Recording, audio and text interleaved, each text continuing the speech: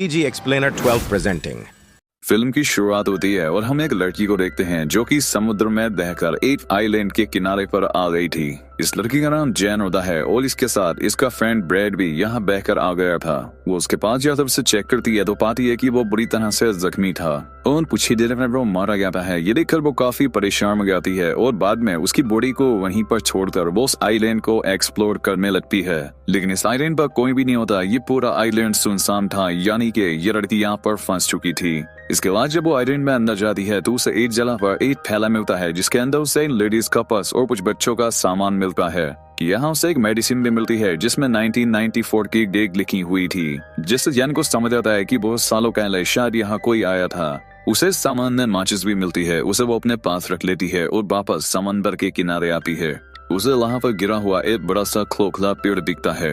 ये देख जैन को आइडिया आता है कि रात में वो अपनी सेफ्टी के लिए इसे सोने के लिए यूज कर सकती है। फिर यहाँ पर जैन अपनी पहली रात गुजारती है और सुबह होने पर उठकर वो देखती है कि समंदर के किनारे कई सारी मछलियां बहकर आ रही थी। उसमें छोटी शार्क भी थी जिसका आधा शरीर खाया हुआ था। वो यहाँ से अपने खाने के लिए कुछ मछलियां ले लेती है। तभी जैन की नजर एक जगह पर जाती है जहाँ पर की 3 लोगों की कब्र थी। ये देख जैन अपने दोस्त के लिए भी एक ग्रेप खोदती है क्योंकि उसके दोस्त की बॉडी सड़ने लगी थी। फिर अगले दिन जैन जब आइलैंड का चक्कर लगा रही होती है तो वो देखती है कि किसी ने उसके दोस्त की बॉडी को निकाल कर आधा खा लिया है। ये देख जैन काफी घबरा जाती है। उसे कुछ समझ नहीं आता कि आखिर ये किसने किया होगा। उसे लगता है कि जरूरी काम किसी जानवर का है जो कि इस आइलैंड पर रहता होगा, इसलिए वो एक लकड़ी को नोकीला करती है और अपने लिए एक हथियार बनाती है। इसके बाद वो आइलैंड के बाहर बैठकर उस जानवर का इंतजार करने लगती है। खैर रात हो जाती है और जैन को नींद आने लगती है, लेकिन वो जानवर अभी तक यहाँ नहीं आया था।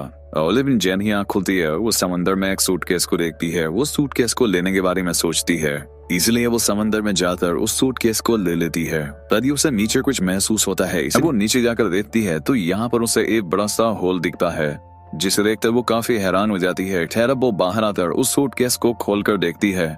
उसके अंदर उसे कुछ जूते और कुछ कपड़े मिलते हैं जिन्हें वो पहन लेती है। जब रात होती है तो जैन उस सामान को चेक करने लगती है और उसे उसमें कुछ फोटोज दिखते हैं। वो न देखने लगती है और समझ जाती है कि यहाँ पर कोई फैमिली छुट्टियां बिताने के लिए आई थी, जिसमें एक कपल और उनके 2 बच्चे थे। तभी जैन के ऊपर से एक प्लेन गुजरता है। ये देखकर जैन अपनी फ्लेयर गन चलाती है, लेकिन इसका कोई फायदा नहीं होता क्योंकि तब तक वो प्लेन जा चुका था। जब फ्लेयर गन की वो ब्लड नीचे आ रही होती है तभी जैन देखती है कि उसकी परछाई में उसे कोई क्रीचर दिखाई देता है। ये देखकर वो काफी घबरा जाती है और आइलैंड की तरफ भागने लगती है और इन जगह पर जाकर छिप जाती है। वो क्रीचर यहाँ आकर जैन को ढूंढने लगता है। इससे जैन और भी डर जाती है और आज की रात इसी तरह से बीत जाती है। अब अगले सुबह जैन फिर से उन्हीं फोटोज को देख रही होती है और वो एक फोटो में 2 चमकती हुई आंखों को नोटिस करती है, जिससे वो समझ जाती है कि ये वही क्रीचर है जिसे मैंने कल देखा था और शायद इसी ने इस फैमिली को मारा होगा। ये देख कर जैन और भी ज्यादा डर जाती है और अब वो किसी भी तरह से इस आइलैंड से निकलना चाहती थी। अब इसके बाद वो सूटकेस को खोलती है और उसमें अपनी लाइफ जैकेट डालती है ताकि उसके सहारे वो तैरकर यहाँ से बाहर निकल जाए। इसके बाद वो सूटकेस में बैठकर यहाँ से निकलने की कोशिश करती है, लेकिन वो सूटकेस पलट जाता है।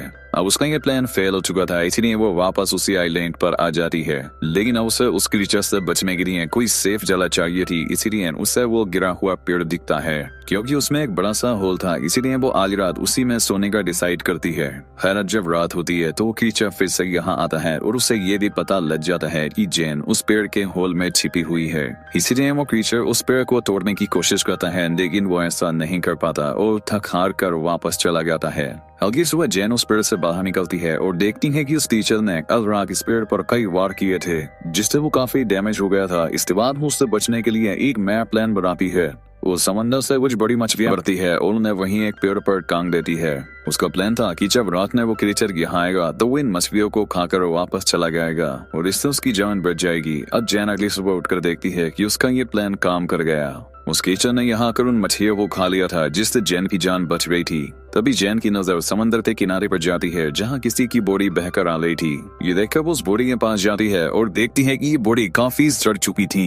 ये देखकर उसके मन में एक आइडिया आता है और वो इस बॉडी को भी वहीं पेड़ पर लटका देती है ताकि वो क्रीचर उस बॉडी को ही आकर खाए और चला गया। अब उसके लिए यहाँ सर्वाइव करना काफी मुश्किल हो गया था। आज रात के लिए उसने यहाँ पर एक गड्ढा बनाया था जिसमें जाते वो छिप जाती है और उस क्रीचर के आने का इंतजार करती है। जब रात होती है तो वो क्रीचर यहाँ आता है और जैन पहली बार उस क्रीचर को देखती है। है। वो उस कीचड़ को देखकर काफी डर जाती है क्योंकि वो काफी खौफनाक था। अब वो यहाँ का उस बूढ़े को खा जाता है। तभी जैन को अपने पास से कुछ आवाजें आती हैं और जैसे ही वो देखती है तो उस तरफ वहाँ उस कीचड़ के पैर दिखाई देते हैं। ये देखकर वो और भी ज्यादा घबरा जाती है, लेकिन किसी तरह से खुद को कंट्रोल करती है। अगली सुबह जब जैन उठती है तो वो अपने लिए एक सेफ जगह चाहती थी। अब क्योंकि उसने उस कीचड़ की हाइट देख ली थी, इसलिए वो अपने लिए पेड़ के ऊपर एक झूला तैयार करती है ताकि वो कीचड़ उस तक ना पहुंच सके। इसके बाद उस झूले में जाकर बैठ जाती है।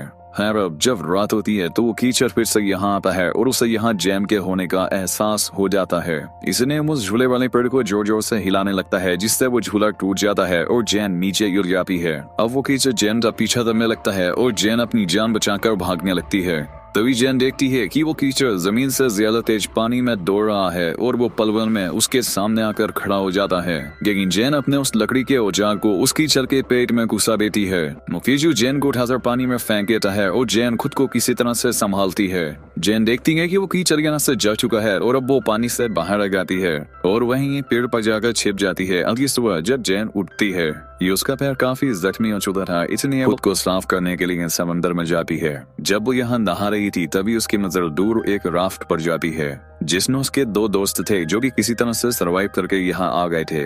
उनका नाम लूकास और मिया होता है। इन्हें देखकर जैन काफी खुश होती है। अब ये जैन के पास आकर बैठ जाती है और जैन उन्हें खाने के लिए कुछ मछलियाँ देती है। वो यहाँ पर इन्हें उस कीचड़ के बारे में बताती है। वो कहती है कि हमें जल्द से जल्द यहाँ से निकलना होगा क्योंकि मैं यहाँ पिछले 7 दिनों से फंसी हुई हूँ। लेकिन लूकास और मिया उसकी बातों पर विश्वास नहीं करते। उन्हें लगता है ये झूठ बोल रही है। वो कहते हैं कि हम पिछले 5 दिनों से समंदर में भटक रहे थे और अब जाकर हमें ये आइलैंड मिला है। ये दोनों यहाँ से नहीं जाना चाहते थे। अब जैन ने वो तस्वीरें भी दिखाती है जिनमें वो क्रीचर साफ दिखाई दे रहा था, लेकिन फिर भी वो दोनों यहाँ से नहीं जाना चाहते थे। जैन समझ जाती है कि ये उसकी बात नहीं मानेंगे। अब इसीलिए वो इनसे छिपकर इनकी राफ्ट लेकर यहाँ से भागने का प्लान बनाती है।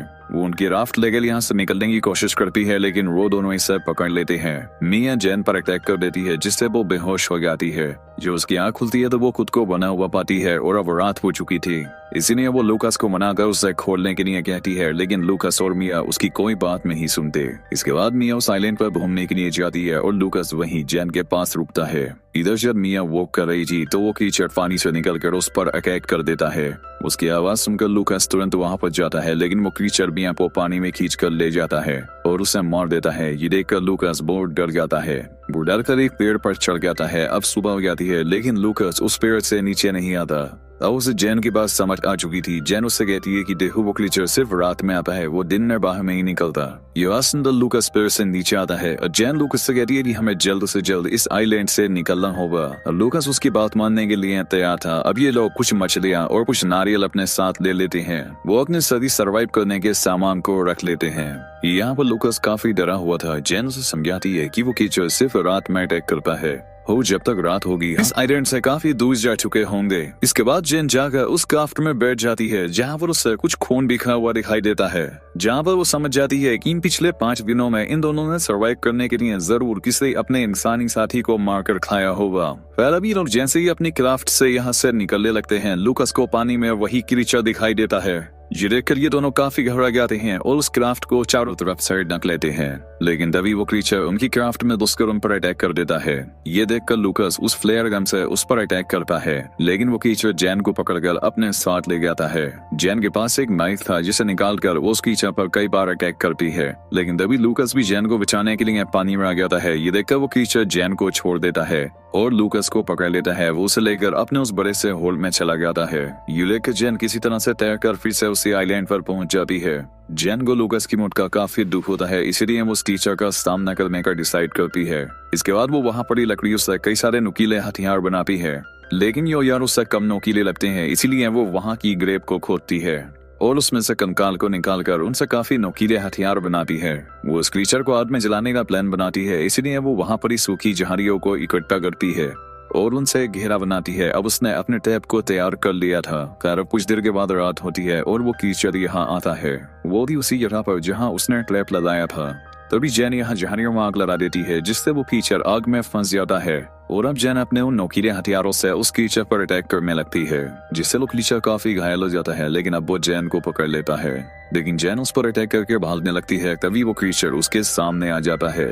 लेकिन अब वो काफी जख्मी हो चुका था, इसीलिए वो वहीं पर गिर जाता है। ये देखकर जेन उस पर बहुत सारे स्ट्रैप करती है और बाद में उसका गला काट देती है। इसके बाद अब हम देखते हैं जहां जेन ने आग लगाई थी उससे पूरा आइलैंड जलने लगा था। यानी कि अब इतनी बड़ी आग को देखकर कोई ना कोई जेन को बचाने के लिए यहाँ जरूर आ जाएगा, इसलिए जेन ने ऐसा किया था। और अब इसी के साथ ये मूवी यहाँ पर खत्म हो जाती है।